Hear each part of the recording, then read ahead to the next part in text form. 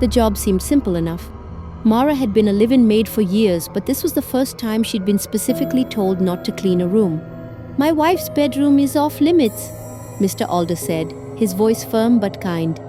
"She's very ill, sensitive to noise, light, even strangers. Everything she needs I take care of myself." Mara nodded. The pay was generous, the house was quiet, and if all she had to do was cook, dust, and avoid one locked door at the end of the hall, that suited her just fine. But after a few weeks, things started to feel off. She never saw Mrs. Alder, not once. No footsteps, no coughing, no movement behind the door. Yet every night Mr. Alder brought in a tray of food and came out with it seemingly untouched. "She has trouble eating," he'd explained, smiling faintly. Mara noticed something else, the smell. Faint at first, then stronger, damp, earthy, like something rotting behind that locked door. One night, unable to sleep, she wandered the hall, stopped outside the forbidden room. She heard something, not breathing, not weeping. It was scraping, like nails on the inside of the door. The next morning, the smell was worse. "She's having a bad week," Mr. Alder said. "Please don't go near the room." But Mara couldn't shake the unease. Something didn't feel right. She started checking the trash. There was no medicine, no bandages. Was there laundry? Only his clothes, never hers. She asked neighbors. Most hadn't seen Mr. Alder in months or even years. "His wife died, didn't she?" one of them asked. "That's what I heard. Car accident. A long time ago." Mara was shocked. That night, she made a decision.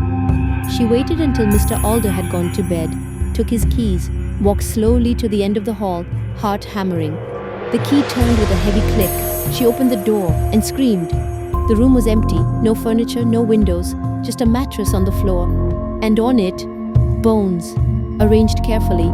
Braided hair was still intact. A dress, faded and moth-eaten.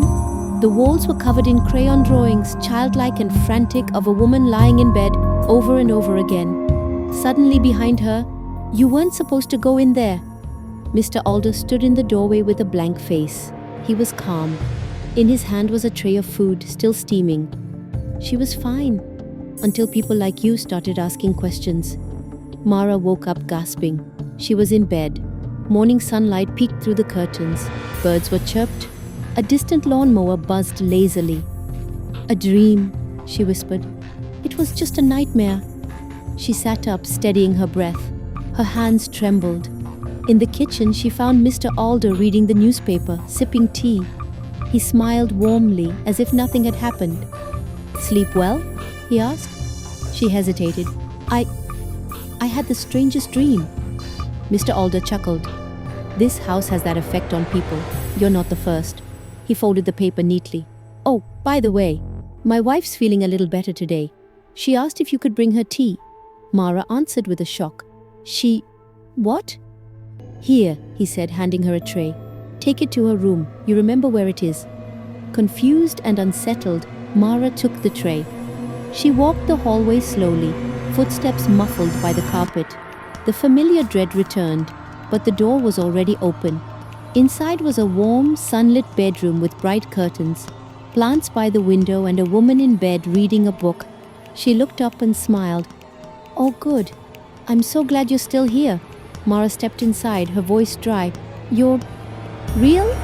The woman laughed gently. "Of course I'm real, but I've been waiting. They said you'd wake up eventually." "What do you mean?" Mara whispered. The woman set down her book. "Mara, you've always been here." Mara's hands trembled. "No, I applied for a job just a few weeks ago." The woman tilted her head. "That's what you always say when you wake up." Mara's heart dropped. "You come here, you see things, terrible things, and then you wake up, again and again, but you never remember the beginning, just the fear, the suspicion, the door." The tray slipped from Mara's hands, crashing to the floor. Mr. Alder appeared in the doorway, calm as ever. "It's getting worse, isn't it?" The woman nodded. "She's starting to suspect." He sighed. "Then we'll have to reset again." Mara backed away, horrified. "Reset? What are you talking about?" They looked at her with something between pity and affection. "Mara," the woman said softly, "you're not the maid. A flicker of pain shot through Mara's skull. "You're our daughter." Everything went black. The next morning, Mr. Alder stands at the door, greeting a new maid with a warm smile. "Thank you for coming on such short notice. My wife's ill, and our daughter Mara. She's not well either. We keep her in the last room down the hall. Please don't disturb her."